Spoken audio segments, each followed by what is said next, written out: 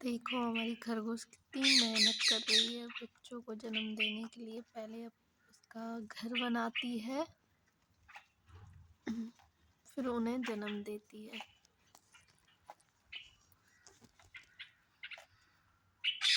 हमने उसके लिए हाउस बनाया है, घर बनाया है, लेकिन उसमें नहीं रह के अपने बच्चों के लिए नया घर में हट रहे ऐसा घर बनाना चाहती है।